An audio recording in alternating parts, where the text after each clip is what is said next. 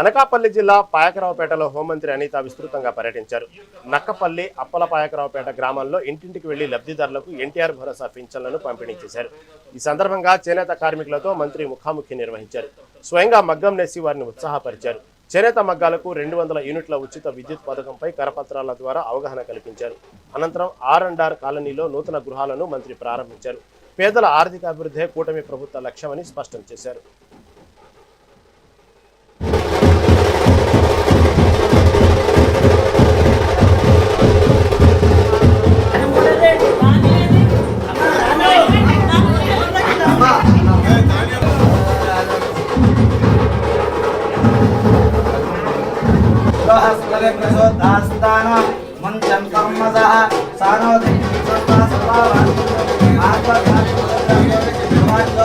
इमं वस्त्राणि मे वशावशावार्चिद्रमन्त्वा सद्गाः कोसरेड्वार गृहं చెప్పమని ఓకేనా వెనక్కి వచ్చేది